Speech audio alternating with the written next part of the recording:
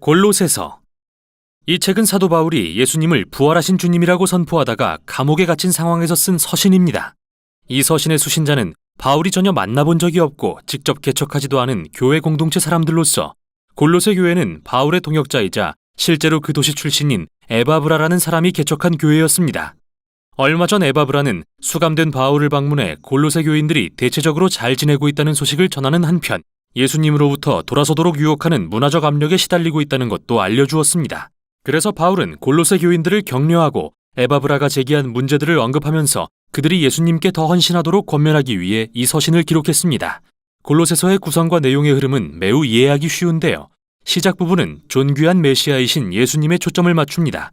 바울은 이와 연결해서 투옥 중인 자신의 고난이 그 예수님을 위한 것임을 보여줍니다. 그런 다음 골로새 교인들을 예수님으로부터 돌아서도록 유혹하는 문화적 압력을 언급하고 나서 예수님의 부활로 인해 그들에게 열린 새로운 삶의 방식을 살펴보는 것으로 끝을 맺습니다. 도입부는 두 개의 기도로 시작됩니다. 먼저 바울은 에바브라로부터 들은 대로 예수님에 대한 골로새 교인들의 온전한 믿음으로 인해 하나님께 감사드리고 하나님과 이웃을 향한 그들의 사랑이 예수님을 통해 이루어질 새로운 창조 세계에 대한 소망에서 나온 것임을 감사드립니다. 그러고 나서 예수님에 대한 그들의 지혜와 영적 깨달음이 자라나기를 기도합니다. 바울은 골로새 교인들과 우리가 바로 그렇게 되도록 돕기 위해 여기에 시 한 편을 배치했는데요. 십자가에서 죽으신 존귀하신 메시아에 관한 이 시는 단연 1장의 핵심입니다.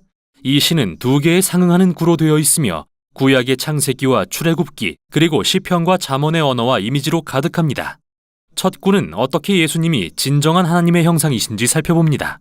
하나님의 성품과 계획은 인간이 되신 예수님 안에서 완전히 구현됩니다. 그분은 가장 먼저 나신 분으로서 구약의 표현대로 모든 피조물 위에 왕의 지위를 가지시며 창조주이신 유일하신 참 하나님과 동일하신 분입니다. 또한 그분에 의해 모든 실존, 즉 권력과 권세, 영적 존재들과 인간이 창조되었습니다. 우리는 바로 메시아이신 예수 안에서 창조의 왕 그리고 만물의 주를 발견합니다. 두 번째 구에서 우리는 그분이 또한 새 창조를 이루시는 분이라는 것을 발견합니다. 그분은 새로운 몸의 머리로서 이 몸은 예수님의 백성인 새 인류를 가리키며 부활하신 그분의 존재는 그들의 원형이 되셨습니다. 그분 안에 하나님의 영광스러운 성전의 임재가 머무릅니다. 그래서 하나님은 바로 예수님의 죽음과 부활을 통해 땅에 있는 인간이든 하늘에 있는 영적 존재든 만물이 자신과 화목해지도록 하셨습니다. 참으로 훌륭한 시인데요. 바울은 서신의 나머지 부분에서 이 시를 계속 인용할 것입니다. 먼저 그는 이 시에 담긴 진리가 투옥된 자신의 고난의 경험을 어떻게 바꾸어 놓는지 보여줍니다. 지금 그는 그리스 로마 세계에 예수님이 부활하신 주요 만인의 왕이라고 선포했다는 죄로 처벌받고 있습니다. 따라서 그는 실제로 자신의 고난이 패배의 흔적이 아니라 예수님이 사랑의 행위로서 감당하신 고난에 동참하는 방법이라고 생각합니다. 그래서 그의 역경은 사실 기뻐할 이유가 되죠. 그는 이스라엘의 부활하신 메시아가 새로운 다민족 가족을 창조하고 계신다는 놀라운 소식을 위해 감옥에 갇혀 있습니다. 그뿐만 아니라 하나님의 영광이 예수님 안에 머무신 것처럼 예수님도 그분의 다민족 가족 안에 머무십니다. 또는 바울의 말대로 메시아는 우리 안에 계시는 영광의 소망입니다. 이제 바울은 골로새 교인들을 예수님으로부터 돌아서도록 유혹하는 문화적 압력에 대해 언급합니다. 그들은 신비주의적 다신론과 토라의 율법을 준수하라는 두 가지 요구가 혼합된 문화적 압력에 시달리고 있었습니다. 골로새의 새로운 그리스도인들은 삶의 각기 다른 영역을 지배하는 그리스와 로마의 다양한 신을 숭배하며 자란 사람들입니다. 그래서 많은 이들이 예수님을 자신들이 숭배하는 또 하나의 신 정도로 여겼죠. 게다가 유대인 그리스도인 공동체가 가하는 압력도 대단했습니다. 그들은 이방인들에게 토라에 기록된 율법을 모두 지킴으로써 메시아께 온전히 충성하라고 요구했습니다. 구체적으로 바울은 유대 음식법과 안식일 및 절기 준수 그리고 할례를 언급하는데요. 이 내용은 그가 갈라디아서에서 다룬 문제와 매우 비슷합니다. 바울은 어느 쪽의 유혹에 굴하든 그것은 타협이라고 말합니다. 이는 예수님이 진정 누구시며 그들을 대신해 무엇을 하셨는지 이해하지 못한 거니까요. 골로새 교인들은 바울이 영적 권세와 정령들이라고 부르는 존재에 대한 두려움에 눌려 살았었습니다. 그러나 예수님은 그분의 죽음과 부활을 통해 그것들을 이기시고 관련된 모든 의무로부터 골로새 교인들을 자유롭게 하셨습니다. 같은 방식으로 예수님은 원래부터 인간의 이기적인 마음을 변화시킬 힘이 없었던 토라의 모든 율법을 우리를 대신해 완성하셨습니다. 그러므로 예수님이 그분의 생애와 죽음과 부활을 통해 이루신 일에는 부족함이 없습니다. 그 일은 우리가 율법을 따름으로써 보충할 필요가 없습니다. 그분이 바로 토라의 모든 율법을 가리키는 실체이십니다. 예수님을 따르는 자들에게는 율법이 아니라 그들을 변화시키는 예수님의 부활의 능력이 있습니다. 이어서 바울은 그 능력에 대해 살핍니다. 예수님을 따른다는 것은 그분의 새 인류가 되는 것을 의미합니다. 그들의 생명이 이제 예수님의 부활 생명과 하나 되었기 때문이죠. 이런 이유로 바울은 골로새 교인들에게 위에 있는 곧 그리스도께서 하나님 우편에 앉아 다스리시는 곳에 있는 것들에 마음을 두라고 권면합니다. 지금 바울이 말하려는 것은 여러분이 언젠가 이 세상을 떠나 어떻게 천국에 갈지 생각하라는 게 아닙니다.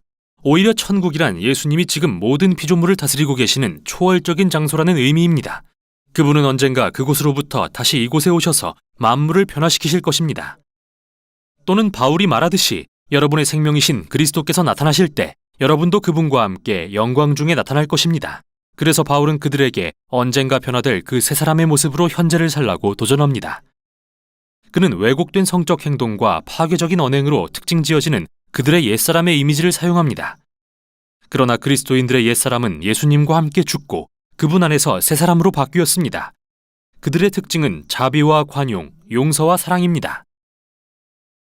또한 이 새 인류는 이 세상의 인종이나 사회적 경계를 초월합니다. 바울이 말하길 거기에는 그리스인도 유대인도 할례받은 자도 할례받지 않은 자도 종도 자유인도 없습니다.